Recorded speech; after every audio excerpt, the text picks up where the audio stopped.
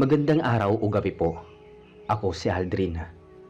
Sana po mapakinggan ninyo ang totoong nangyari sa akin noong mga taong 1976 dito sa liblib na bahagi ng Bohol. Hanggang ngayon, nanginginig pa rin ako kapag naaalala ko yung gabing halos kunin na ako ng mga aswang. Kung hindi dahil sa nilalang na yon na nakasakay sa kabayo, baka hindi na po ako buhay ngayon.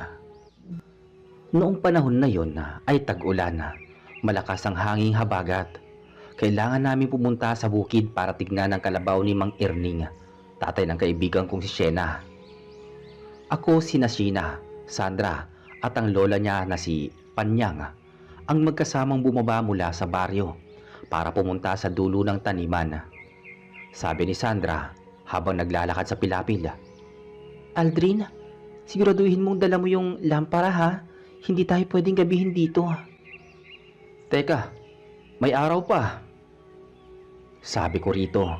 Pero sa totoo lang, ramdam ko din yung bigat ng ulap. Parang ang bilis dumilima.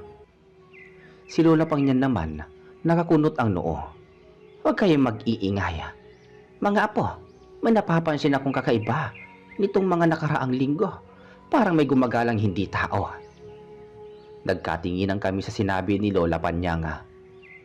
Sanay kami sa kwento ng maligno sa baryo. Mga kapre, tikbalang, aswang, at kung ano-ano pa. Pero iba ang boses ni Lola Panyanga. Hindi kwento. Para bang may alam siya na ayaw niya pang sabihin.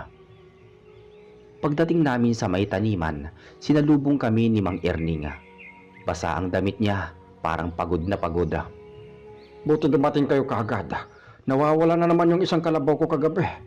Di ko alam kung linakaw o may kumakain. Napatigil si Sheena. Kumakain? Ano pong ibig mong sabihin?" Tumingin si Mang Erning sa madilim na parting papunta sa gubat. Huwag na muna kayong magtanong.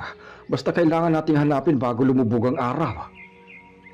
Pero huli na, papadilim na, at alam naming lahat, delikado na. Naglakad kami papunta sa may gubat. Hawak ko ang lampara. Sa putik may nakita kaming mga bakas. Hindi bakas ng kalabaw kundi parang bakas ng paa na may mahabang kuko. Pahaba ang hugis. Napatras si Sheena. "Sandra, Lola, ano to? Kakaiba tong paa na to." Umiling si Lola Panyang. "Iyan ang bakas ng nilalang na matagal ko nang kinatatakutan. Mabilis yan. At kapag lubog na ang araw, rumoronda sila." Sino ho, Lola?" Sa mababa at pabulong na tono, sumagot si Lola. Mga aswang." "La, huwag kayo magbiro ng ganyan. Madilim na oh." Hindi ako nagbibiro," sabi niya. Sabay-sabay kaming napatigil. May kumaluskos sa bandang kanan. Mabigat, mabagal, para bang may nilalang na humihinga. Malapit sa amin pero hindi makita. Tumingin ako kay Sandra at mahigpit niyang hinawakan ang braso ko. "Aldrin, may nakatingin sa likod natin. Pakiramdam ko." Hindi ko alam kung lakas ng loob o katangahan pero lumingon ako. At doon ko nakita ang dalawang mata na kulay pula, nakasilip sa pagitan ng mga puno. Mataas ang pinanggagalingan ng mga mata, mas mataas kaysa sa tao. Hindi namin nakita ang buong anyo pero alam naming hindi yun tao. Takbo na! Sigaw ni Mang Erning. Hindi na kami nagtanong. Takbo kami pabalik papuntang daan. Hawak ko ang lampara habang lilingon-lingon ako sa likuran. Ang ingay ng kaluskos, palakas ng palakas. Para bang nagmamadali ang nilalang na humahabol. Narinig pa namin si Sheena umiiyak habang tumatakbo. "Ang lapit na nila," sabi niya. Tapatingin ako sa may taas ng puno. May isang itim na anino na mabilis na gumalaw. Tumatalon-talon mula sa sanga hanggang sa kabilang sanga. Biglang napahinto si Sandra at tumuro. "Aldrin, nasa gilid mo!" Paglingon ko, may nakaluhod na nilalang sa lupa. Nakatalikod pero gumagalaw. Humihigop ng dugo nang mula sa patay na kambing. Dinig namin ang tunog ng pagsipsip. Tumingin ang nilalang sa amin at doon namin nakita ang mukha niya. Mahaba ang ngipin, nakausli ang mga panga, at puno ng dugo ang bibig. Ang mata kulay puti. Napasigaw si Sandra. Umatras kaming lahat, pero tumayo ang nilalang. Mabilis, parang hayop na gutom. Papunta ito sa amin. Nang akala namin na ay tapos na kami, biglang may narinig kaming matinis na pag-ihip ng hangin. Hindi normal, para bang may nahating hangin sa bilis. Kasunod nun, tunog ng mga yabag ng kabayo. Kumidlat, at sa isang iglap, may dumating na lalaking nakasakay sa napakalaking itim na kabayo. Parang galing sa usok. Ang kabayong yun ay may mahabang buhok at kumikislap ang mga mata. Ang lalaki nakasuot ng puting lumang kamisa. Mahaba ang buhok, maputla ang balat, pero pinakamahalata mo, wala siyang anino, kahit may liwanag ang lampara. Narinig namin nagsalita ang lalaki. Malamig ang boses. "Lumayo kayo," sabi nito. Huminto ang aswang. Umungol ito pero tila natatakot. Itinaas ng lalaki ang kanyang kamay. Biglang kumislap ang hangin at tumakbo palayo ang aswang papasok sa kadiliman. Hindi kami makagalaw. Lumapit ang kabayo sa amin pero hindi nananakit.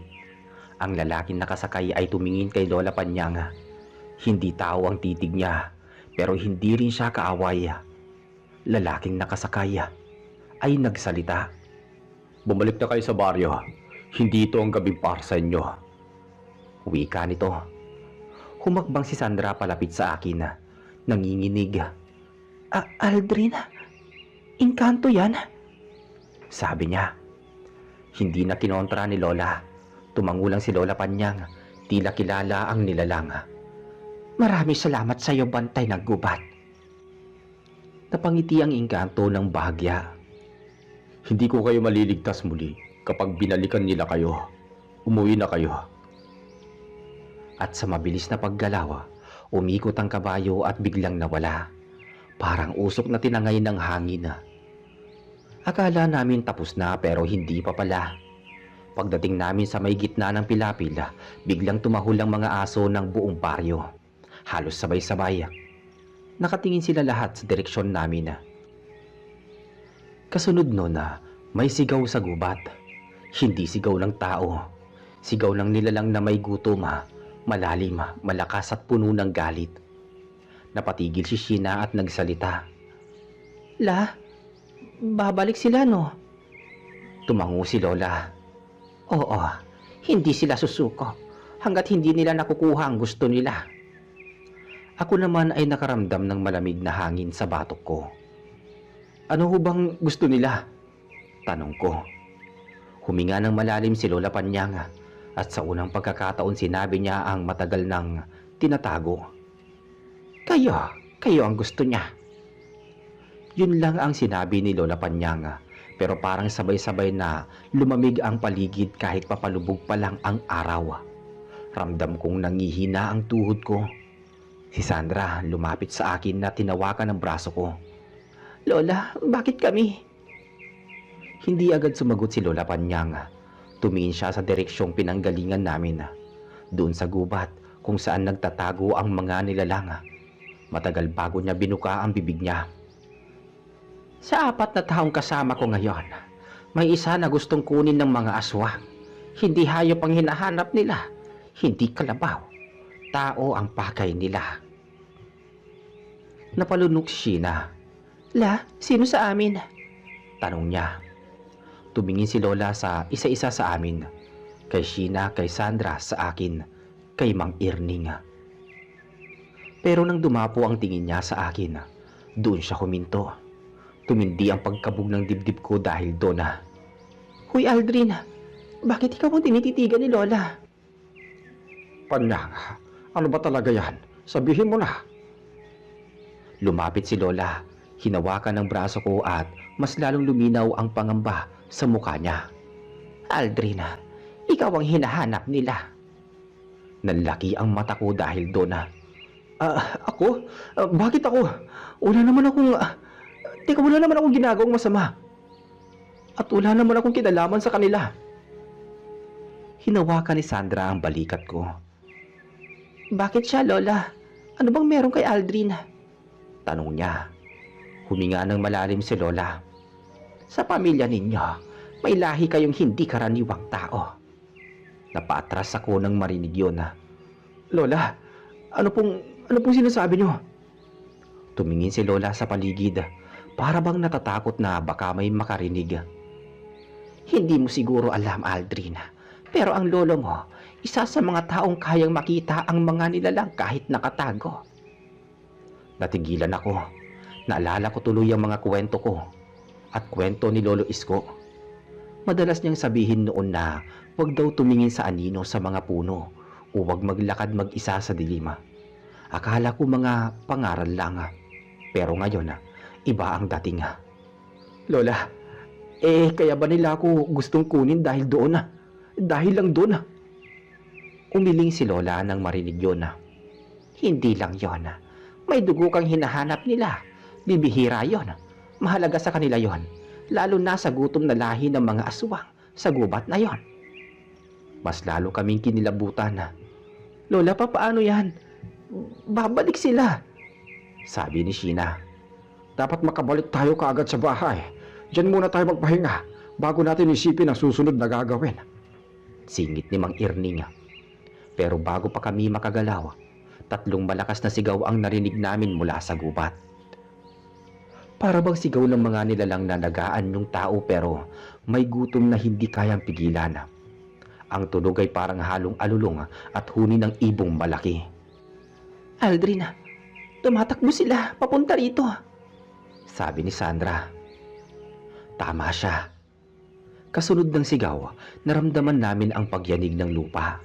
Hindi malakas pero sapat para maramdaman mong may papalapit. Sunod-sunod, mabilis, hindi pantay-pantay, para bang maraming paa o maraming kamay. Hawak kayo sa akin, sabi ni Mang Irning. Mabilis kaming kumilos pero bago pa namin marating ang tulay ng pilapil, biglang may sumilip na ulo mula sa gilid ng damuhan. Maputla, mahaba ang ngipin, ang mata kulay dilaw na may itim sa gitna. Hindi ito ang una naming nakita kanina. Ito ay mas payat, mas mahabang kamay, mas mabilis huminga. Humakbang ito palabas at doon namin nakita. Biyak ang tiyan nito at gumagalaw ang laman sa loob nito. Aswang po yan? Humawak si Mang Irning sa itak na nakasukbit sa bewang niya. Lumayo kayo, sabi niya. Pero bago siya makalapit, narinig namin muli ang sigaw. Pero ngayon mas malakas at mas malapit. Sumigaw si Sandra. Aldrin, sa likod mo! Paglingon ko, may 2 pang anino na tumalon mula sa puno at tumayo sa likuran namin. Ang isa nakayuko, ang isa nakangisi na parang bata pero may pangil. Hindi kami nakatakbo. 3 sila, gutumang itsura, at kami ang sinusundan nila. Akala ko katapusan na namin sa oras na yon, pero biglang lumakas ang hangin. Parang may bagyong dumating pero walang ulan. Tumigil ang mga puno pero isang direksyon lang ang ginalaw. Papunta sa damuhan kung saan kami nakatayo. Sumipo lang hangin, sumunod ang yabag. Isinabit ko ang lampara sa gilid ko dahil nanginginig ang kamay ko sa lakas ng hangin. Aldrin, ayan na naman siya. At mula sa dilim, nang marinig ko yun kay Sheena, lumitaw ang maitim na kabayo. Diretso ang takbo, parang hindi nadadapa kahit basang lupa. Ang balahibo nito kumikislap sa ilalim ng lampara. Ang mga mata parang apoy na hindi nawawala. At ang inkantong lalaki, nakasakay ulit. Hindi pa man siya humihinto, nagsalita siya. Sinabi ko na sa inyong umuwi agad. Parang galit, parang nagmamadali. Tumigil ang kabayo sa tapat namin at tinaas niya ang kamay. Sa sandaling yon, nagbago ang hangin, para bang pinigilan ng isang puwersa. At sabay-sabay na umatras ang 3 aswang. Umungol sila, nangangalit ang mga ngipin pero hindi makalapit. Para bang may dingding sa pagitan ng engkanto at nila. Umusok ang lupa sa paligid ng kabayo. Engkanto, tulungan mo kami, sabi ni Sandra. Tumingin ang lalaki sa amin. Hindi siya ngumiti at hindi rin galit. Pero malamig ang boses niya. Hindi ko sila kayang pigilan ng matagal. Hindi sila basta-basta. Gutom na sila. Wika ng engkanto. Nilapitan niya ako ng tingin. Parang ako lang ang kinakausap niya. Ikaw ang gusto nila. Wika niya. Bigla akong hindi makahinga ng maayos noon. Bakit ako? Ano bang kailangan nila sa akin? Ang dugo mo. At alam mo yan, babae. Hindi kumibo si Lola. Ano bang dapat namin gawin? Sabi naman ni Mang Erning. Tumingin ang engkanto sa 3 aswang na nag-uunahang gumapang papalapit. Pilit binabasag ang hangin na pumipigil sa kanila. Tumindi ang hangin, umusok ang lupa, at sabi ng engkantong lalaki ay, Sumakay kayo. Saan ho? Sa kabayo? O wala nang iba. Si Sheena ang unang sumigaw. Hindi kami kasya dyan. Hindi ito ordinaryong kabayo. Sumakay kayo ngayon din, bago sila makalusot. Napatingin kami lahat kay Lola. Sumakay na kayo. Mabilis yan. Kasya kahit na anong nilalang dito. Isa-isa kaming sumampa. Ako, si Sandra, si Sheena, si Mang Erning, humawak sa gilid. Si Lola, bagamat mahina, ay pinwesto sa harap. Pagkasampa naming lahat, parang lumaki ang katawan ng kabayo. Parang may humahawak sa amin para hindi kami mahulog. Pagdating ng sandaling halos, mabali na ang hangin sa lakas ng pag-ungol ng mga aswang. Sumigaw ang engkanto. Humanda kayo! Itinaas niya ang kamay at ang kabayo tumakbo ng mabilis, kasing bilis ng hangin. Hindi tumatama ang mga paa nito sa lupa, parang lumulutang lang, at naiwan ang mga aswang na nagwawala sa likuran namin. Hindi kami makapaniwala sa bilis ng kabayo, parang lumilipad ang paligid ng gubat at nagiging malabo. Naririnig mo pa rin ang ungol ng aswang at huni nila. Pero lumalayo kami ng mas mabilis kaysa kayang takbuhin ng kahit sino sa baryo. Sandra, ahawak mo pa ba ako? Oo. Hindi kita bibitawan. Si Sheena naman, nakahawak sa balikat ko, mula sa harap nanginginig. Si Mang Erning may hawak pa ring itak, tila handa sa anumang darating na pagsubok sa aming daraanan. At si Lola Panyang, tahimik ngunit nakatitig sa unahan, tila nakikipag-usap sa engkanto sa bawat galaw ng kabayo. Aldrin, anong gagawin natin kapag nakalapit sila ulit? Hindi ko alam. Basta magsama-sama tayo. At sana, sapat ang lakas ng engkanto para pigilan sila. Sagot ko rito. Biglang sumirit ang hangin, mas malakas at mas malamig. Ang balahibo ng kabayo ay kumikislap sa liwanag ng buwan. Parang may usok na pumapalibot sa amin, ngunit hindi namin mahawakan. Huwag kayong matakot lumapit sa akin at huwag bibitaw ang lakas ng loob ninyo. Sabi ng engkanto. Sino po talaga siya? Hindi ako nilalang ng tao, ngunit hindi rin ako ang kaaway ninyo. Sabay sagot ng engkanto. Tumulo ang pawis sa noo ko. Pakiramdam ko, nakataya ang buhay namin sa bawat sandali. Napalapit ang gubat na dati parang taniman, at ramdam ko na mas maraming nilalang ang nagbabantay sa paligid. Aldrin, nakikita mo pa ba sila?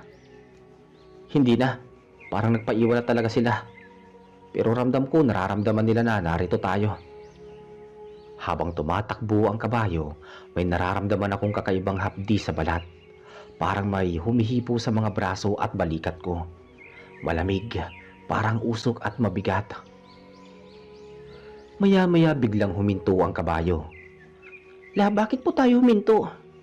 Tanong ni Sheena. Narinig ko ang kanilang galit. Lumalapit sila. Ngunit huwag kayo matakot. Sundin ninyo ang hakbang ko. Sabi naman ng engkanto. Sa harap namin, isang malaking anino ang sumulpot mula sa kadiliman na bahagi ng gubat. Ang katawan nito'y parang halimaw, mahaba at payat ngunit mabilis ang kilos. May dalawang mata na kumikislap, parang apoy sa dilim. Huwag niyong tignan ng diretso. Lalapit sila sa inyo kung tititigan ninyo. Sabi ni Lola Panyang. Maniwala kayo sa lakas ng inyong loob at sa akin. Singit ng engkanto. Tumayo kami sa likod ng kabayo. Mahigpit ang pagkakahawak sa isa't isa. Narinig namin ng yabag ang ungol at ang huni ng halimaw. Ngunit halos abutin nila ang amin. Ngunit hindi nila magawa. Parang may hindi nakikitang puwersa na humahad lang sa kanila. Aldrin, parang may pader sa paligid namin. Oh, tama ka. Pero hindi ko alam kung hanggang kailan to tatagal. Hindi ako magpapakabagal. Kaya sumunod kayo. Lumayo tayo sa kanila bago pa sila mawalan ng pasensya. Sabi ng engkanto. Mabilis kaming nakalayo mula sa lugar kung saan nagtatago ang mga aswang. Ang kabayo naman ay hindi nadapa kahit pa malalim ang putik sa lupa. Parang lumilipad. Ligtas na ba tayo? Tanong ni Sheena kay Lola. Hindi pa. Ngunit mas malapit na tayo sa baryo. Huwag kayo magbitiw sa isa't isa. Huwag kayo matakot. Sagot naman ng engkanto. Para saan po ang lahat ng ito? Bakit po kami? Hindi ko mapapaliwanag ng buo sa inyo. Ngunit may dugo ka, Aldrin. Sinabi ko na sa'yo na bihira sa mundong ito. At iyon ang gusto nila.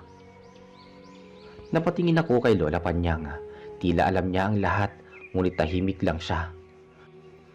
Nakatitig siya sa engkanto at sa mga nilalang na papalayo sa amin. Anong gagawin namin pag bumalik sila?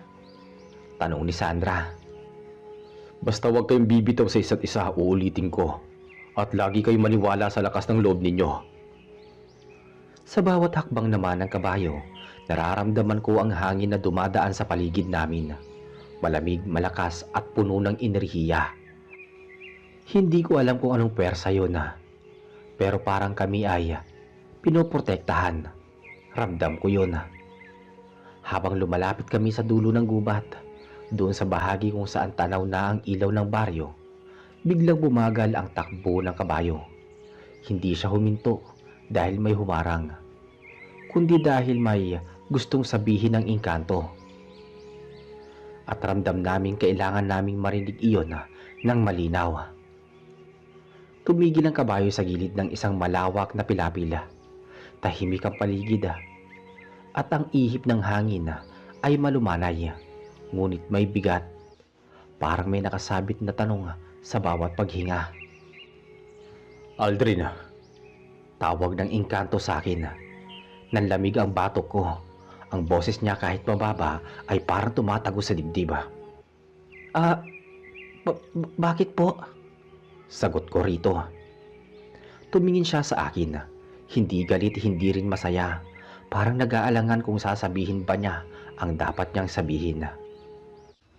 ang dugo mo hindi lang basta lahi ng nakikita ng nilalang. Mas malalim pa. Ano pong ibig niyong sabihin? Tanong ni Sandra. Biglang naglakad papalapit si Lola Panyang. Huminto sa tabi ng kabayo at tumingin sa engkanto. Para bang may kasunduan silang dalawa na hindi namin alam. Sabihin mo sa kanya, kailangan niyang malaman. Napatingin ako kay Lola. Ano bang tinatago ninyo? Huminga ng malalim si Lola Panyang. Tumango sa engkanto at sa unang pagkakataon mula nang magsimula ang gabing yon, parang kitang-kita ko ang bigat na dinadala niya. Aldrin, hindi lahat ng tao ay ganap na tao. May ilan na may halong dugo gaya mo. Napakurap ako sa hindi agad nakapagsalita. Ano? Ano pong ibig niyo sabihing dugo? Ano pong dugo ko? Tumingin siya ng diretso sa aking mata. Dugo ng bantay gubat. Sabi ng engkanto. Napatigil ang lahat. Ano daw? Bantay gubat? Yung mga nilalang na hindi tao pero hindi rin masama. Wika ni Mang Erning. Ano pong kakaiba? Tanong ko sa engkanto. Hindi kami basta nilalang. May tungkulin kaming alagaan ng balanse ng lupa ng gubat at ng mga nilalang na nakatira dito. Pero kakaiba ang pinagmulan mo. Wika ng engkanto. Nagtaas siya ng kamay. Tinuro ang dibdib ko. Nasa dugo mo ang kakayahang makita kami. At higit pa, ang dugo mo ang nagbubukas ng landas sa pagitan ng mundo ninyo at mundo namin. Kaya pala hinahabol siya ng mga aswang? Singit ni Sandra. Oo, dahil sa dugo niya, nakikita nila ang lakas na kailangan nila. Lakas para lumakas ang lahi nila. Lakas para makapanghawa ng mas mabilis. Sabi ng engkanto. Apo, noong bata ka pa, sinasabi ko na sa nanay mo, may dapat kayong iwasan. Hindi dahil masama ka, kundi dahil may dala kang bagay na hindi pangkaraniwan. Singit ni Lola Panyanga. Bakit hindi niyo po sinabi kaagad sa akin? Dahil kapag alam mo, mas mabubuksan ka nila, mas malakas ka nilang maaaninag. Napayuko ako. Hindi ko alam kung matatakot ako o magagalit o basta maniniwala na lang. Hindi kasalanan ng dugo mo, pero dapat alam mo kung bakit ka ipinagtatanggol ng engkanto. Sabi ni Mang Erning. Bakit niyo ako tinutulungan? Tanong ko sa engkanto. Hindi agad sumagot ang engkanto. Tumingin siya sa madilim na bahagi ng gubat kung saan nagmumula ang kanina ay pinagmumula ng ungula at huni. Dahil may nagbanta sa balanse at ikaw ang gusto nilang gamitin at dahil may utang ako sa pamilya mo, gagawin ko to.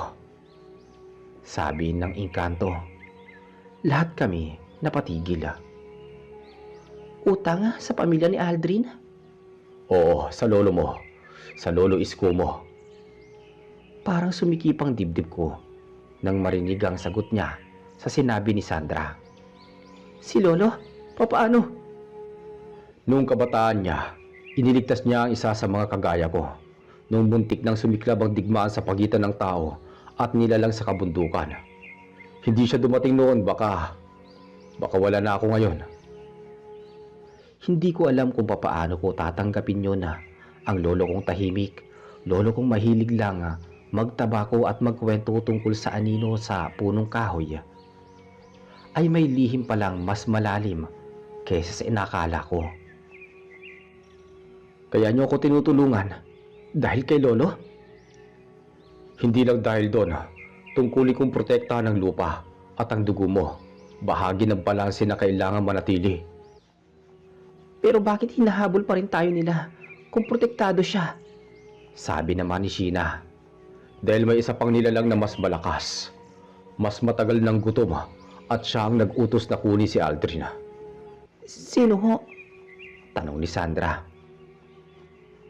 Hindi pa tapos ang gabi at hindi ko kayang pigilan sila ng mag-isa. Ramdam mo ba yun? Parang may sumusunod pa rin sa atin. Hindi lang ramdam, nakikita ko ang lahat ng nakatago sa dilim. At narito ang ilan na hindi nakikita ng mata ng tao.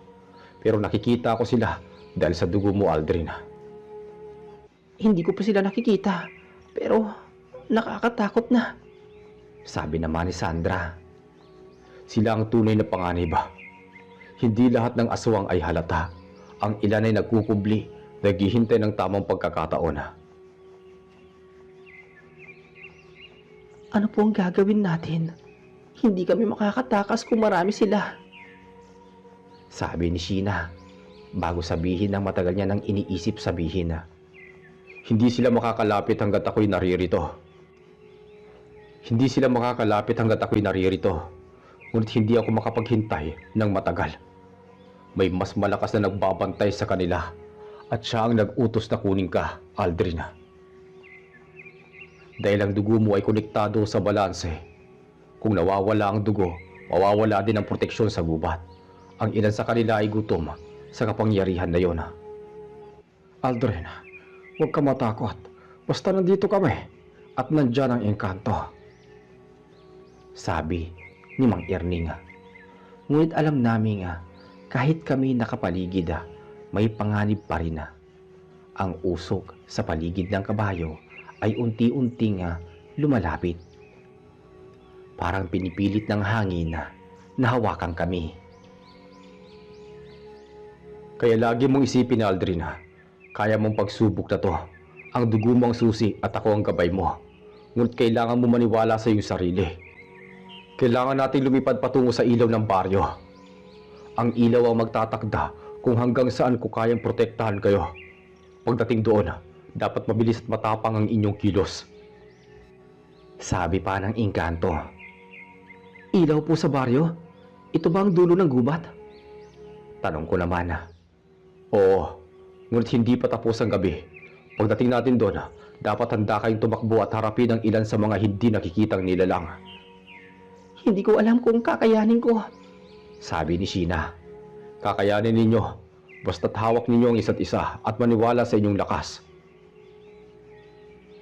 Kung hindi, Aldrin, mawawala ang balanse. Ngunit kung kikilos ka nang may tapang, may pag-asa kayo at ang dugo mo ang susi, tanda mo yan. Kailangan ba talaga namin pumunta doon? Tanong ni Sandra. At sumingit ang engkanto at siya ang sumagot. Oo, ang ilaw sa baryo ang huling proteksyon. Ngunit maging alerto, maraming magtatago sa dilim na hindi pa natin nakikita. Opo, susubukan namin. Sagot ko naman. Habang papalapit kami sa gilid ng baryo, ramdam ko ang pagbabago sa hangin. Mas mabagal na ang galaw ng kabayo, mas malinaw na sa amin ang liwanag mula sa lampara, sa mga kubo. Ngunit sa likod ng bawat ilaw, tila may anino pa rin sumusunod. Maliliit man o malaki, hindi namin matiyak. Aldrin, huwag kayo magpapadala sa takot. Laging tandaan, ang dugo mo ang proteksyon natin at ako ang gabay. Opo, susubukan ko po. Sagot ko sa engkanto. Aldrin, ang dami ng anino sa paligid. Sabi ni Sheena. Oo, may ilan na nakukubli ngunit hindi sila makakalapit hanggat nandirito ako. Singit ng engkanto. Huwag kayong huminto. Kapag napahinto tayo, doon sila papasok. Apo, hawak niyo ang lakas ng loob ninyo. Huwag niyo silang tititigan ng diretso. Maniwala sa gabay ng engkanto. Sabi naman ni Lola Panyanga. Ang kabayo sa gabay ng engkanto ay tumuloy ng mas mabilis sa mas malapit na ilaw. Ramdam ko ang malamig na hangin na sumasayad sa balat ko. Parang pinipilit kami ng dilim na bumagal, ngunit hindi kami tumigil. Parang tayo na pag-iwanan na, pero ramdam ko, nararamdaman nila na narito tayo. Sabi ko rito. Hindi ko talaga alam kung kakayanin ko pero hawak ka namin, Aldrin. Sabi naman ni Sheena. Mahalaga na hawak ninyo ang isa't isa. Ang ilaw sa baryo ang huling proteksyon. Pagdating natin doon, magpapatuloy ang laban, ngunit kailangan ng lakas ng loob ninyo. Hindi nila kayang pumasok hanggat nandito ako, tandaan nyo yan. Ngunit hindi ako makapaghintay ng matagal. Pagdating sa baryo, dapat handa kayong tumakbo at sundin ang bawat hakbang ko. Apo, huwag ka matakot. Hawak mo ang lakas mo at ang engkanto ang gabay mo. Muling sabi ulit ni Lola. At nang malapit na kami, nagsalita ang engkanto. Hindi pa ganap, ngunit mas malapit na kayo sa proteksyon ng baryo. Kapag nakapasok na tayo sa ilaw, mas mahihirapan ang mga aswang na sundan kayo. Aldrin, tingnan mo. Hindi na sila nakakalapit. Sabi ni Sheena. Nang nasa tapat na kami ng plaza ng baryo. Dito ang mga ilaw mula sa mga bahay ay bumuo ng isang padera ng liwanag na tila nagtatakda ng hangganan sa pagitan ng mundo ng tao at mundo ng kadiliman. Oo, parang huminto na sila. Tama, hanggat nandito ang liwanag at kayong lahat ay magkakasama, ligtas kayo. Ngunit ang panganib, hindi pa ganap na nawawala. Apo, nakaligtas kayo. Ngunit tandaan, ang gabi na ito ay paalala. May mga nilalang na hindi basta-basta napapawi. Ngunit may gabay, may lakas sa loob, at may dugo na nagtatanggol sa inyo. Salamat po. Engkanto, salamat sa lahat. Sabi ni Sheena at Sandra. Paano, hindi ko na kaya manatili na matagal. Ngunit ang isang hakbang, isang gabay, at ang lakas ng loob ninyo, iyon ang susi sa kaligtasan. Ang dugo mo, Aldrin, ay mapapanatili ng balanse ng gubat. Tandaan nyo yon. Sa huling sandali, tinignan niya kami. Ang kanyang muka malamig ngunit may bahagyang ngiti. Naglaho ng parang usok sa hangin. Ang kabayo kasama siya ulit. Unti-unting nawala sa liwanag ng baryo. Iniwan kami na sa may seguridad ng ilaw at init ng baryo na matagal naming nararamdaman. Si Sheena napayuko sa balikat ko. Aldrin, hindi ko malilimutan ang gabing to. Buhay pa tayo at ligtas tayo sa ngayon. Sabi naman ni Sandra. Ako naman tahimik, nananalangin sa loob ng sarili. Salamat po, Lolo Isko. Salamat po sa gabay at salamat sa engkanto na nagligtas sa amin. At sa unang liwanag ng bukang liwayway, nakaramdam kami ng kapayapaan. Ang mga nilalang sa dilim ay naiwang malayo sa amin at ang baryo, bagamat tahimik, ay muling naging ligtas. Hindi ko malilimutan ang gabing yon. Ang gabing may engkanto sa kabayo na nagligtas sa amin mula sa gutom at galit ng mga aswang.